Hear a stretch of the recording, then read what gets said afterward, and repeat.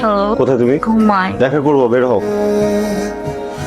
বাসা ওভেন কেন পাঠিয়েছে? কারণ তোমার বাসায় ওভেন ছিল না। আমার বাসায় অনেক কিছুই থাকে না, এটা তোমার বাসায় থাকে। জোর করে দায়িত্ব নিবা? এরকম করতেছো কেন? জাস্ট একটা ওভেনই তো। না, বিষয়টা একটা ওভেনের না। তুমি কিছুদিন আগে বাসায় গেলা, সবকিছু দেখে টেখে দুদিন পর একটা আলমারি পাঠিয়ে দিচ্ছো। আমার যা কিছু প্রয়োজন সেটা এফোর্ড করার মতো ক্ষমতা আমার নাই, এই তো আমি অযোগ্য একজন মানুষ। আরে এরকম করতেছো কেন? আমি ভালোবেসে একটা একটা জিনিসপত্র দিচ্ছি, তুমি শত্রুর মতো কথা বলছো কেন? তুমি যখন আমার পেছনে টাকা খরচ করো, আমার এটা পছন্দ না। তুমি যখন এমন কিছু একটা কিনে দাও যেটা আমি নিজেও কিনতে পারি না, এটা আমার ভালো লাগে না, আমি আরাম পাই না। হয়েছে, অনেক হয়েছে, চুপ করো। চল কোথায় যাবা? আমরা কিছু খাই, ক্ষুধা লাগছে তো, আমার কিছু খাই নেই তো। নাফিস কোথায়? যাও কেটে কিনে আসো, যাও। কয়টা বাজে? 11টা বাজে। বাবা ইন্ডিপ্তের মতো বইলে ফেললে এখন 11টা বাজে। তুমি যে একটা দায়িত্ব জ্ঞানহীন মানুষ, এটা তোমাকে দেখলেই বোঝা যায়। 11টা বাজে এটা নির্লজ্জের মতো কেমনে বলছো? বলবে আমি ঠিক টাইমে আসছি, ভিতরে ডিজাইন দেখাচ্ছিলাম। আমাদের টাইম লাইন কয়টায় বলবে? তোমার টাইমলাইন তুমি নিজে জানো না? বলেন না।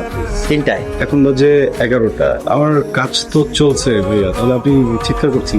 আহা, চিৎকার করবো না, উপর মহল থেকে চাপ আসছে, প্রতিটা টয়লেট আমার সুন্দর মতো বুঝাই দিতে হবে। ক্লায়েন্ট আমাকে প্রেসার দিচ্ছে, এভাবে চলতে পারে না।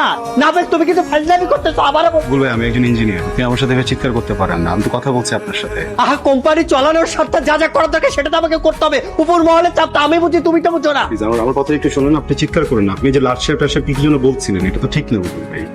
আপনি আমার কলিগ, আপনি আমার কলিগের মতো কথা বলেন। আবে তুমি আস্তে কথা বল, কথা মুখে যাইতেছে না। অশিক্ষিত কথাকার ইঞ্জিনিয়ার আমি বেটা, ফাইজলামি করছ তুই? শিক্ষা নাই ভিতরে? এই কলমাসানের মুখে ঢুকে একদম পা থেকে মাথা পর্যন্ত শিক্ষা দেখা দিব তোরে। নাফিস, এই চুপ, কিসের নাফিস? তোর মহল্লার ছোট ভাই আমি, চিল্লাইতেছিস কেন? আমি তো চিল্লাইতে পারি, আমি চিল্লাইতেছি? মূর্খ কথাকার, দালাল একটা। সমস্যা কথা এগুলো মানুষরা ওরা যদি কাজ না করে কাজে সাবমিট দিয়ে তোর বাপ এসে কাজ করবে? আহা, কোম্পানি একদম চুপ। আমার ডিউটিটা ঠিক মতো না করতে পারলে তো সবকিছু আমি বুঝাইতে পারবো না। ভাবো তো চাকরি থাকবে না। কিসের চাকরি থাকবে না? কিসের লস হবে? কোম্পানি লস হবে? কোম্পানি লস হবে, কোম্পানিতে একটা লস হবে না। লস হবে তোর। তুই যে একটা বাটপার, তুই যে একটা দালাল, আমার মতো যতগুলো ইঞ্জিনিয়ার আছে সবার কাছ থেকে ডিজাইন করে নিজের নামে সাবমিট করতেছিস, এই প্লেগুলোর টাকা মেরে খাইতেছিস প্রত্যেকদিন। আর জানে কোম্পানি করবে না তোর চাকরি? আমার বাবা এত কষ্ট করে পড়া করে ইঞ্জিনিয়ার বানাইছে তোর মতো দালালের কথা শোনার জন্য না। নাফিস, তুমি কিন্তু ভুল বুঝতেছো, আমি আবারও বলে দিলাম কিন্তু। হ্যালো, কাজের সময় ফোন দিচ্ছ কেন? কি হয়েছে বলো না। ফোনটা রাখো। কোনো সমস্যা হয়েছে অফিসে? আরে ভাই ফোনটা রাখো। শামিন, একটু বাজে বিহেভ করে ফেলছি না? আমি খুবই সরি। আসলে ওই প্রজেক্ট ম্যানেজারের সাথে অফিসে খুবই বাজে রকম একটা সিন ক্রিয়েট হয়েছে। আমি চাকরি ছেড়ে দিয়েছি, বুঝছো? এর হচ্ছিলাম, এমন সময় তোমার ফোন আসছে, আমি তার রাগটাই তোমার উপরে। আমি খুবই সরি শামিন।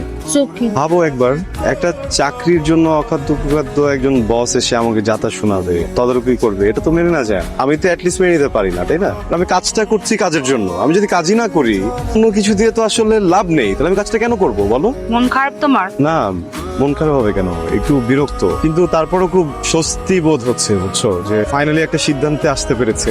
ভাবছি একটা ফার্ম দিব, আর যদি দিতে না পারি তাহলে গ্রামে যে কৃষি কাজ করব, চাষাবাদ করব। আরে তুমি হাসতেছো কেন? আসলে মিন করে বললাম। না, ভালো ডিসিশন।